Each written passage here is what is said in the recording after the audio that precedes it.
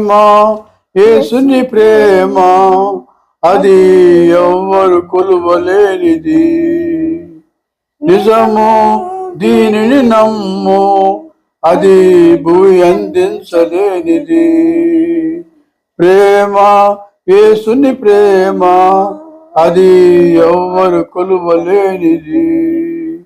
నిజము దీనిని నమ్ము, అది భూమి అందించలేనిది.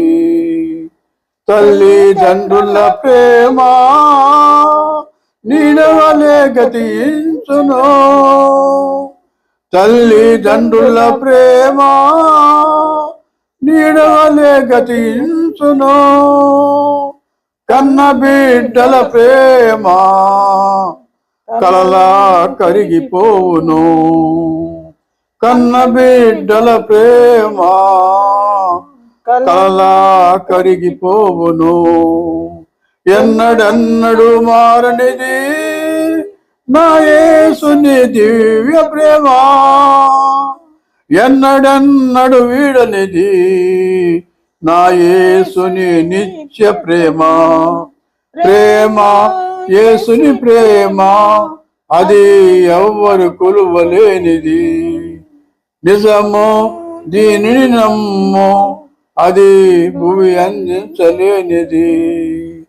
భార్యాభర్తల మధ్య వికసించిన ప్రేమ పుష్పము.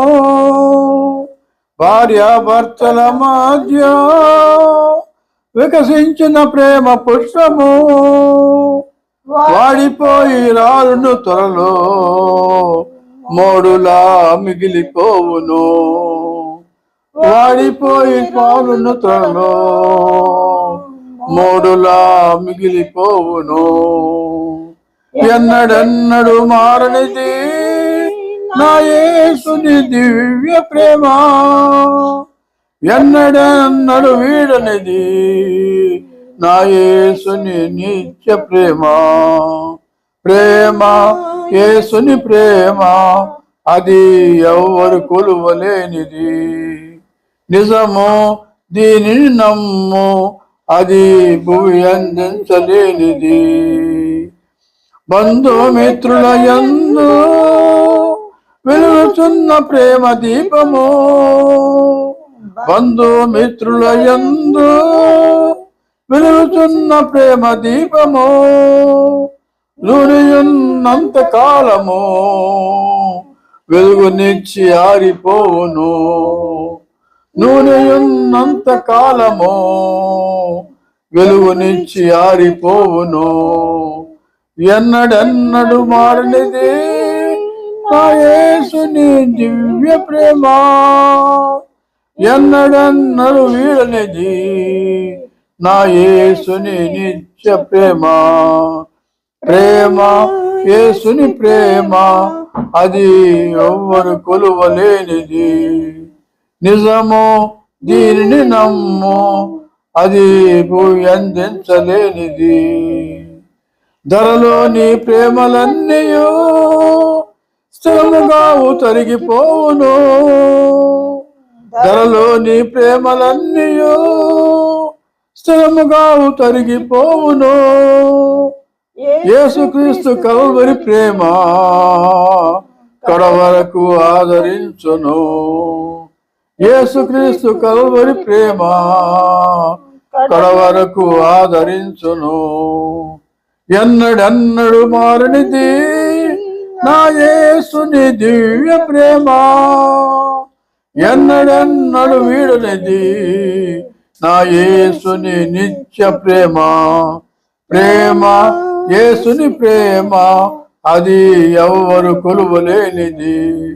నిజము దీనిని నమ్ము, అది భూమి అందించలేనిది.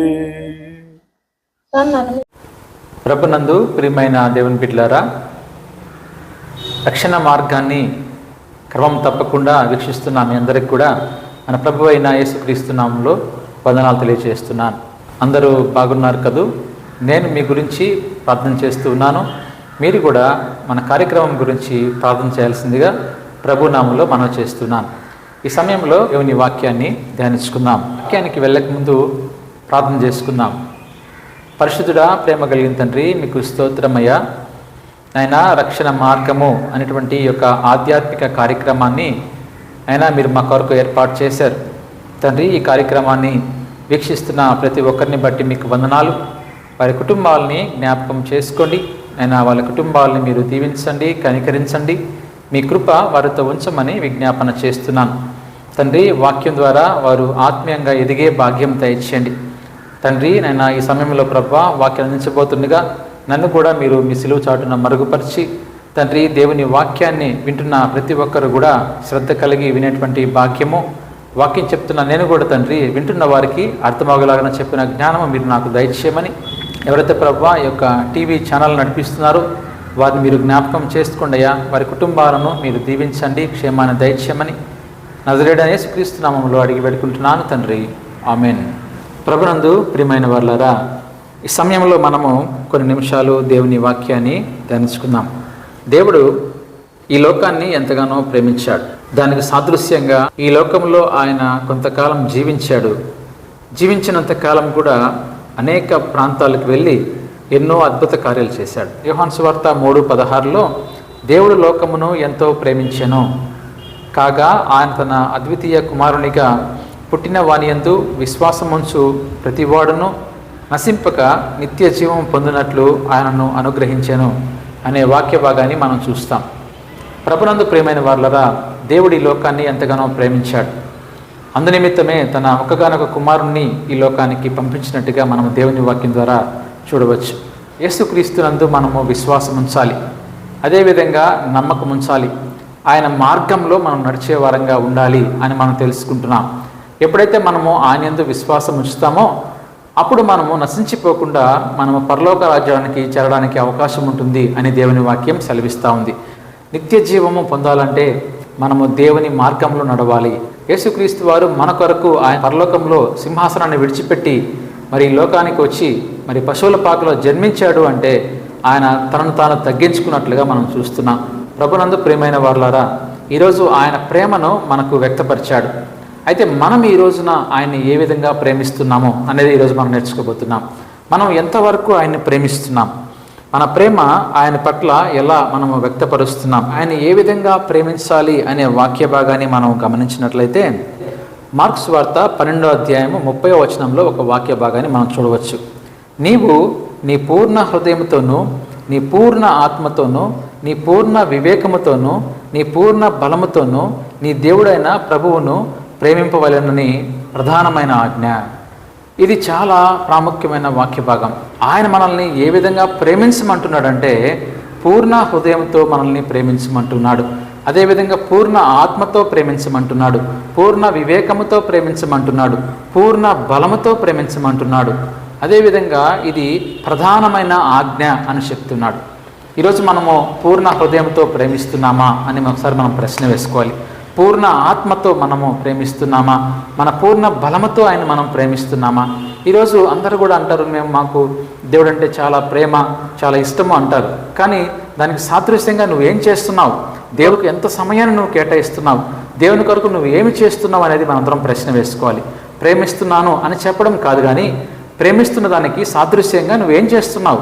యేసుక్రీస్తు వారు ఈ రోజున మనల్ని ప్రేమించాడు అనడానికి ఆయన లోకానికి వచ్చాడు. మన పాపాల నిమిత్తం ఆయన సిలువలో మరణించాడు. ఇదే ఆయన ఒక సాదృశ్యాన్ని మనకు చూపిస్తూ ఉన్నాడు. అయితే మనం ప్రేమించేటువంటి ప్రేమకు దానికి ఒక సాదృశ్యంగా నువ్వు ఏం చూపిస్తున్నావు అనేది ప్రాముఖ్యమైన విషయం ప్రియమైన దేవుని బిడ్డలారా. అయితే ఆయన అంటున్నాడు, నువ్వు పూర్ణ మనసుతో, పూర్ణ వివేకముతో, పూర్ణ బలముతో దేవుణ్ణి ప్రేమిస్తున్నావా? ఇది మొదటి ఆజ్ఞ, ప్రధానమైనటువంటి ఆజ్ఞ అనేటువంటి మాటను ఇక్కడ మనం చూస్తూ ఉన్నాం. ఒకవేళ మనం దేవుణ్ణి ప్రేమించినట్లయితే దేవుడు మనకు ఎంతగానో తోడుగా ఉంటాడండి. ఆ విషయాన్ని మనం జ్ఞాపకం పెట్టుకోవాలి. 91వ కీర్తన 14వ వచనం మనం గమనించినప్పుడు, అతడు నన్ను ప్రేమించుచున్నాడు గనక నేను అతన్ని తప్పించేదను, అతడు నా నామమును ఎరిగినవాడు గనక నేను అతన్ని ఘనపరచెదను అనే మాటను చూస్తున్నాం. ఎప్పుడైతే మనం దేవుణ్ణి ప్రేమిస్తామో అప్పుడు మనల్ని దేవుడు తప్పిస్తాడు అనే మాటను చూస్తున్నాం. ఈరోజు మనము ఒకవేళ మన మార్గంలో పోతున్నప్పుడు అపాయాలు రావచ్చు, అనుకోని సంఘటనలు జరగచ్చు. అటువంటి సమయంలో దేవుడు మనల్ని తప్పిస్తాడు. ఎప్పుడు తప్పిస్తాడు? నీవు దేవుణ్ణి ప్రేమించినట్లయితే, దేవుని మార్గంలో నువ్వు నడిచినట్లయితే, దేవుని కొరకు నువ్వు ఏదైనా చేసినట్లయితే దేవుడిని తప్పక తప్పిస్తాడు. నా నామం ఎరిగినవాడు కనుక అతన్ని ఘనపరుస్తాను అంటున్నాడు. ఈరోజు మనం కూడా ఆయన నామాన్ని ఎరిగి ఉన్నాం. ఆ నామంలో గొప్పతనం ఉంది. యేసుక్రీస్తు అనే నామం శక్తి కలిగిన నామం కనుక ఆ నామంలో మనం ముందుకు వెళ్తున్నప్పుడు మనల్ని ఆయన ఘనపరిచేటువంటి స్థితికి తీసుకెళ్తాడు. ఎప్పుడైతే మనం ఆయన్ను ప్రేమిస్తామో మనకు కూడా ఆయన ఒక మంచి ఘనతనిస్తాడు. నువ్వేం చేయాలి? ఆ దేవుని కూడా నీకు ఇచ్చినటువంటి ఆ స్థానాన్ని బట్టి దేవుని నువ్వు ఘనపరిచేవాడిగా ఉండాలి అని మనం ఈ వాక్యం ద్వారా తెలుసుకోవచ్చు. 145వ కీర్తనలో 20వ వచనంలో ఒక మాట చూస్తాం. యెహోవా తన్ను ప్రేమించు వారందరినీ కాపాడును. ఎప్పుడైతే మనము దేవుణ్ణి ప్రేమిస్తామో దేవుడు మనల్ని కాపాడుతానంటున్నాడు. ఈరోజు మనం కాపాడబడుతున్నాము. కారణం ఏంటంటే నువ్వు దేవుణ్ణి ప్రేమిస్తున్నావు. అదేవిధంగా నువ్వు ప్రేమిస్తూ కొనసాగినట్లయితే దేవుడు నిన్ను అనుక్షణం కాపాడుతాడు. ప్రభునందు ప్రేమైన వాళ్ళారా, ఈరోజు మనం దేవుణ్ణి ప్రేమించే వారంగా ఉన్నామా లేదా అనేది మనం గమనించుకోవాలి. సామెతలు గ్రంథము 8వ అధ్యాయము 17వ వచనాన్ని గమనించినట్లయితే, నన్ను ప్రేమించు వారిని నేను ప్రేమించుచున్నాను. నన్ను ప్రేమించిన వారిని నేను ప్రేమిస్తానంటున్నాడు. మనం ప్రేమించకుండా ఆయన మనల్ని ఎలా ప్రేమిస్తాడండి? కనుక మొట్టమొదటిగా ఆయన మనల్ని ప్రేమించి ఈ లోకానికి వచ్చాడు. మన పాపాల నిమిత్తం ఆయన సిలువలో మరణించాడు. ఆయన అంటున్నాడు, ఇప్పుడు మీరు నన్ను ప్రేమించండి, నేను మిమ్మల్ని ప్రేమిస్తాను. ఇంకేమంటున్నాడు? జాగ్రత్తగా వెదుకువారు నన్ను కనుగొందురు. మనం దేవుణ్ణి జాగ్రత్తగా కనుగొనాలి. మన దేవుడు ఎంత శక్తిమంతుడు, ఎంత బలవంతుడు, ఎంత ఆశ్చర్యకరుడు అని నువ్వు జాగ్రత్తగా ఆయన కనుగొన్నట్లయితే, ఆయన యందు విశ్వాసం ఉంచినట్లయితే ఆయన్ను కనుగొంటావు. ఆయన మార్గంలో నువ్వు స్థిరంగా ఉండిపోతావు. ఈ రోజున అనేక మంది కూడా దేవుని మాటలు వింటారు, దేవుని వాక్యం వైపు వస్తారు, కొంతకాలానికి మళ్ళీ తిరిగి వెనక్కి వెళ్ళిపోతూ ఉంటారు. అలా మనం ఉండడానికి వీలు లేదండి. మనం ఎప్పుడైతే దేవుని కనుగొన్నామో ఆ కనుగొన్న దేవుని మనం గట్టిగా పట్టుకొని ఆ మార్గంలో మనం నడుస్తూ ముందుకు వెళ్ళాలి. ఆయన యందు విశ్వాసం ఉంచాలి. ఆయన యందు నమ్మకంతో మనం ముందుకు వెళ్ళినప్పుడు దేవుడు మన కుటుంబాలను దీవిస్తాడు. ప్రభునందు ప్రియమైన వారలారా, మరొక వాక్య భాగాన్ని మనం గమనిద్దాం. రోమాపత్రిక 8వ అధ్యాయము 28వ వచనం మనం గమనించినప్పుడు, దేవుని ప్రేమించు వారికి అనగా ఆయన సంకల్పము చొప్పున పిలువబడిన వారికి మేలు కలుగుటకై సమస్తమును సమకూడి జరుగుచున్నవని ఎరుగుదుము. ఎప్పుడైతే మనము దేవుణ్ణి ప్రేమిస్తామో, ప్రేమించడం మాత్రమే కాదండి, ఆయన యందు విశ్వాసం ఉంచాలి. అదేవిధంగా ఆయన సంకల్పం చొప్పున మనము చేసేవారంగా ఉండాలి. ఈ రోజున మన ఇష్టానుసారంగా జీవించడం కాదు, కానీ ఈ లోకంలో మనం క్రైస్తవులుగా జన్మించాము అంటే ఎందు నిమిత్తం మనకు దేవుడు అవకాశం ఇచ్చాడు, ఎందు నిమిత్తం మనం క్రైస్తవులుగా జన్మించాం, ఎందు నిమిత్తం మనం పిలువబడ్డాం అనేది మనం ఒకసారి గ్రహించాలి.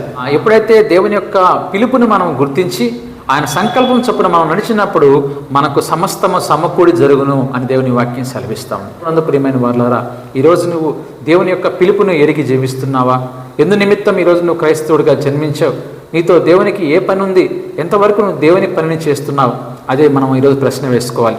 చాలామంది కూడా క్రైస్తవులుగా ఉన్నారు, కానీ ఆయన పిలుపుని వాళ్ళు గ్రహించలేకపోతున్నారు.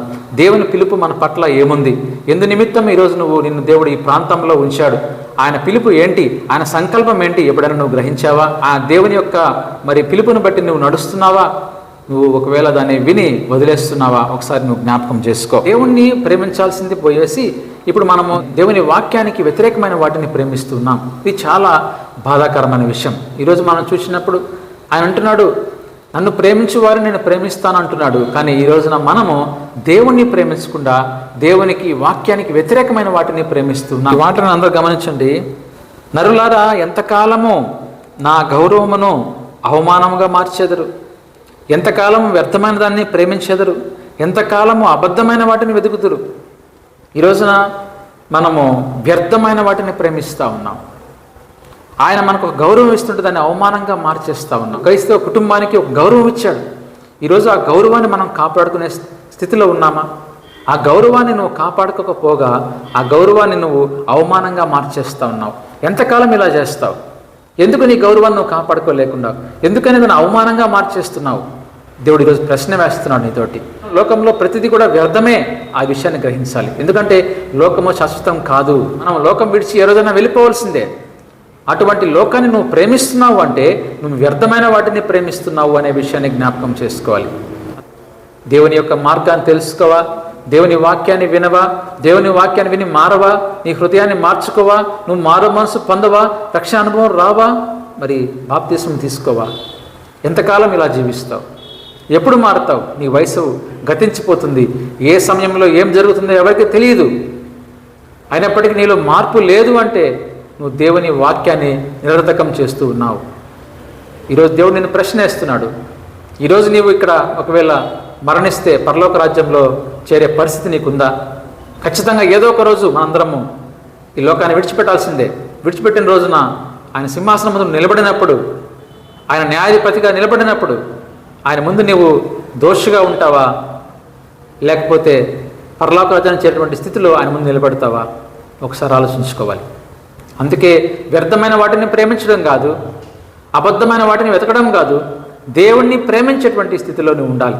ఎలా ప్రేమించాలి అంటే నీ పూర్ణ హృదయము, నీ పూర్ణ బలము, నీ పూర్ణ వివేచనతో ఆయన నువ్వు వెతికినప్పుడు ఆయన నిన్ను ప్రేమిస్తాడు, నిన్ను కాపాడుతాడు, నీ కుటుంబాన్ని కాపాడుతాడు, నీకు ఒక మంచి గౌరవాన్ని ఇస్తాడు, నీకు ఒక మంచి స్థానాన్ని ఇస్తాడు. ఈ లోకంలో నీకంటూ ఒక ప్రత్యేకమైన స్థానాన్ని ఆయన ఏర్పాటు చేస్తాడు. ఎందుకంటే ఆయన మనల్ని ప్రేమించాడు. ఆయన ప్రేమను గుర్తించండి.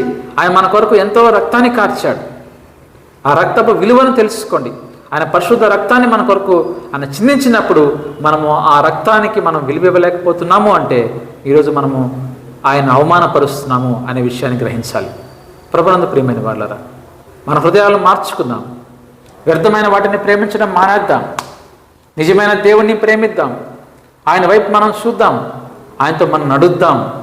అప్పుడు మనము ఈ లోకాన్ని విడిచిపెట్టినప్పుడు పరలోక రాజ్యానికి చేరడానికి అవకాశం ఉంటుంది. కనుక ఈరోజు మీ కుటుంబంలో రక్షణ ఉందా? మీ కుటుంబంలో ప్రతి కుటుంబ సభ్యుడు దేవుని నమ్ముకున్నాడా? ఒకవేళ నమ్ముకున్నట్లయితే దేవునికి మహిమ కలుగుగాక. ఇప్పటికీ ఒకవేళ నీలో నమ్ముకున్నప్పటికీ నీలో మార్పు ఉందా? ఇది కూడా మనం గమనించాలి. దేవుని నమ్ముకోవడం కాదు ప్రాముఖ్యం. మరి దేవుని నమ్ముకున్నావు, నీలో మార్పు ఉందా? నీలో మారు మనసు అనుభవం ఉందా? ఈరోజు నీలో మారు మనసు అనుభవం లేకపోతే ఈ క్షణమే నువ్వు మారాలి. ఇదే రక్షణ దినం, ఇదే అనుకూల సమయం అండి. నువ్వు మార్పు చెందు. దేవుని నామానికి అవమానం తీసుకొని రావద్దు. నువ్వు నమ్మానంటున్నావు, విశ్వాసం ఉందంటున్నావు, కానీ నీలో మార్పు లేని జీవితం జీవిస్తూ ఉన్నావు. వ్యర్థమైన వాటిని ప్రేమిస్తూ ఉన్నావు, త్రాగుబోతుగా ఉన్నావు, వ్యభిచారిగా ఉన్నావు, దొంగతనం చేస్తూ ఉన్నావు. ఇది దేవుని వాక్యానికి వ్యతిరేకమైంది. నువ్వు క్రైస్తవుడే అయితే నీలో మార్పు లేదు. ఇలాంటి జీవితం మనకొద్దు. దేవుడు అంటున్నాడు, నిత్య జీవం పొందాలంటే ఆయన విశ్వాసం ఉంచాలి. అందుకే ఆయన ఈ లోకానికి తన కుమారుని పంపించాడు. కనుక తన కుమారుడైన యేసుక్రీస్తు వారి లోకంలో ఏ విధంగా నడిచాడో, ఆయన మార్గము ఏ విధంగా కొనసాగించాడో అదే మార్గంలో మనం కూడా వెళ్ళాలి. పరిశుద్ధ మార్గం, పవిత్రమైన మార్గం. ఆ మార్గంలోకి నువ్వు వెళ్ళినప్పుడు దేవుడు నిన్ను దీవిస్తాడు, నీ కుటుంబాన్ని ఆయన దీవిస్తాడు. దేవుడి కొద్ది మాటలు మన హృదయంలో భద్రపరిచి దీవించుగాక. ఆమేన్. ఇవరకు మనం దేవుని వాక్యాన్ని విన్నాం కదా. ఈ వాక్యం ద్వారా మీరు దీవించబడుతున్నారని నేను నమ్ముతున్నాను. ఎవరైతే ఈ వాక్యాన్ని వీక్షిస్తున్నారో దేవుడు మిమ్మల్ని, మీ కుటుంబాలను దేవుడు దీవిస్తాడు. మన కుటుంబంలో మరి శ్రమలు ఉండొచ్చు, సమస్యలు ఉండొచ్చు, శోధనలు ఉండొచ్చు. అయితే మనం వాటిని జయించాలి. ఈ లోకంలో మనం వాటిని జయించాలంటే మనకు దేవుని యొక్క శక్తి అవసరం, దేవుని యొక్క కృప అవసరం. కానీ దేవుని యొక్క శక్తి కోసము, దేవుని యొక్క కృప కోసం మనం ప్రార్థన చేసుకుందాం. మహాగణుడా, మహోన్నతుడా, పరిశుద్ధుడా, మీ ఘనమైన శ్రేష్టమైన నామానికి వందనాలు, స్తోత్రాలు తండ్రి. ఇప్పటి వరకు ప్రభువా నాయనా మీ వాక్యాన్ని ధ్యానించాం. మీ వాక్యం ద్వారా కొన్ని విషయాలు నేర్చుకున్నాం తండ్రి. మీరు మమ్మల్ని ఎంతగానో ప్రేమించారు, మా కొరకు ఈ లోకానికి వచ్చారు. అయితే ప్రభువా మేము మిమ్మల్ని ఎంతవరకు ప్రేమిస్తున్నాం, దాని సాదృశ్యంగా మేము ఏమి చేయగలుగుతున్నాం అనేది ఈరోజు మాతో మీరు ప్రశ్న వేశారు.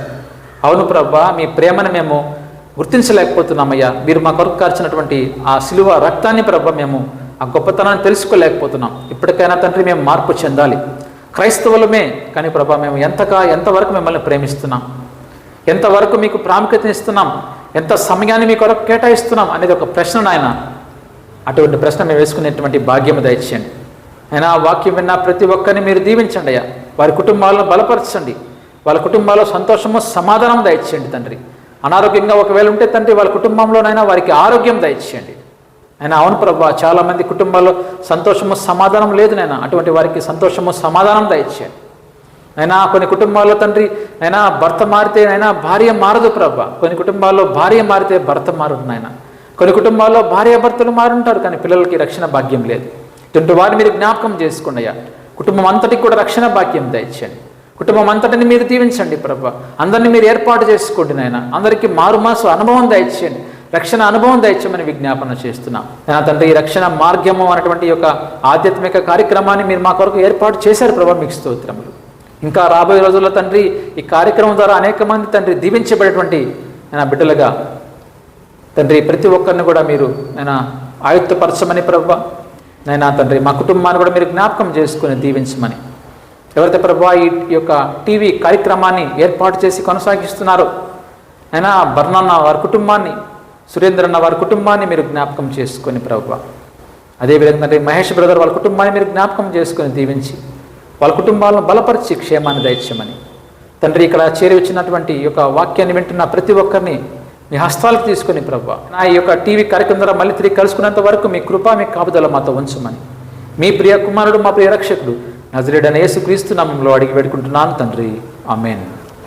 మన తండ్రి అయిన దేవుని ప్రేమ, కుమారుడైన యేసుక్రీస్తు వారి యొక్క కృప, పరిశుద్ధాత్మ దేవుని సహవాసము ఈ సమయంలో ఈ వాక్యాన్ని వింటున్న ప్రతి ఒక్కరిని, వారి కుటుంబాలని దేవుడు కనికరించి వారి మీద కృప చూపించునుగాక, దీవించునుగాక, ఆమేన్. అందరికీ వందనాలు. దేవుడు మిమ్మల్ని, మీ కుటుంబాలని దేవుడు దీవించునుగాక. మీ కొరకు నేను ప్రార్థన చేస్తున్నాను. మీరు కూడా నా కొరకు, నా కుటుంబం కొరకు, నా తల్లిదండ్రుల కొరకు, నా ఈ యొక్క ఆధ్యాత్మిక కార్యక్రమం రక్షణ మార్గం కొరకు కూడా మీరు ప్రార్థన చేయాలని కోరుతున్నాను. దేవుడు మిమ్మల్ని, మీ కుటుంబాలని దీవించునుగాక. God bless you. ఆమేన్.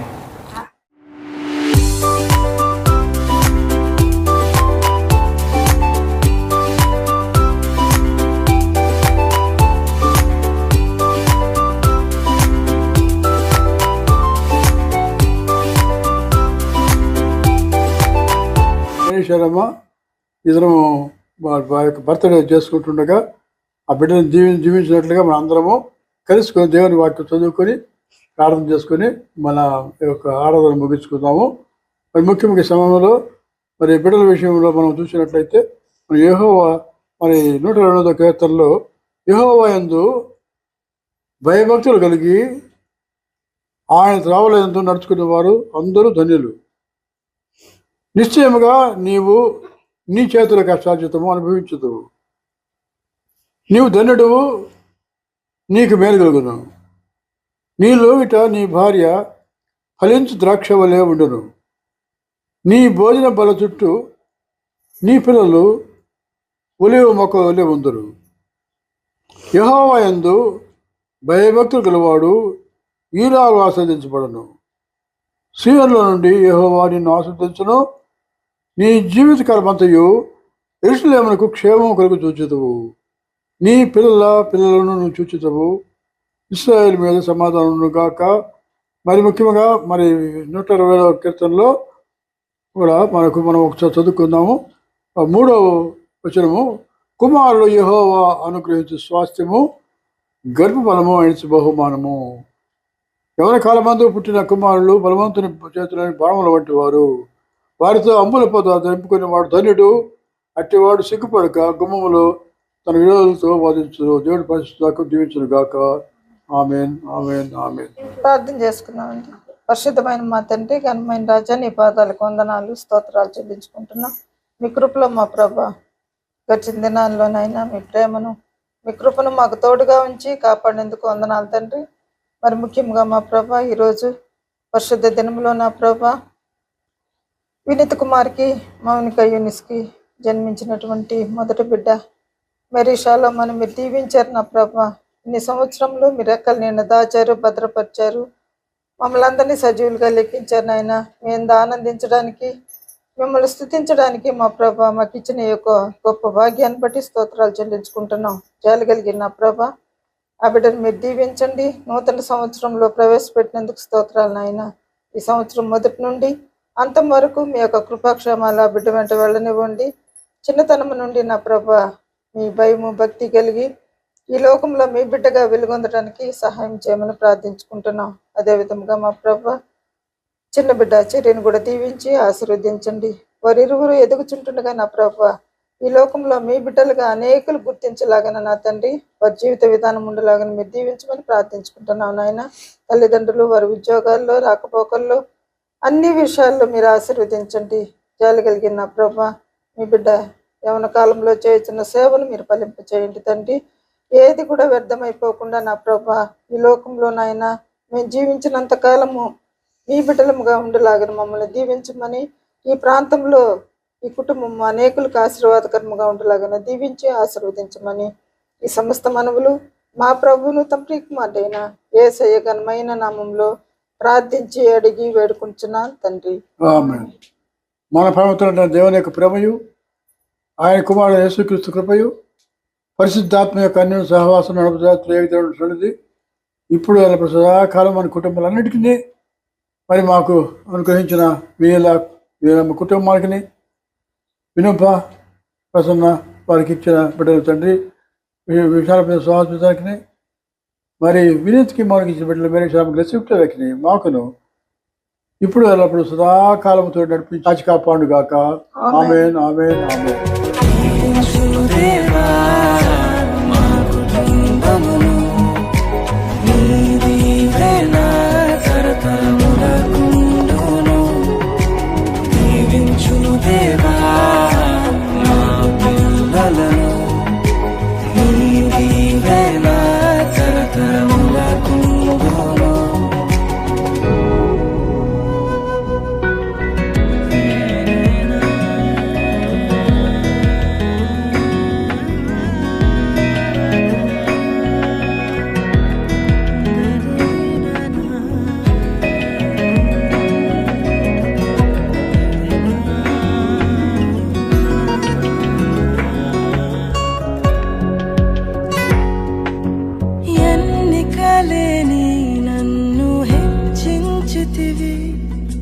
దీనుడానైనా నన్ను దీవించితివి, నీ చేతి నీడలో నన్ను ఉంచితివి, నీ రక్షణలో నన్ను కాపాడితివి. నీ అనురాగము ఎంతో గొప్పది, నీ సంకల్పము ఎంతో గొప్పది, నీ అనురాగము ఎంతో గొప్పది, నీ సంకల్పము ఎంతో గొప్పది. దీవించుము దేవా మా కుటుంబమును, నీ దీవెన తరతరములకుండును. దీవించుము దేవా మా బిడ్డలను, నీ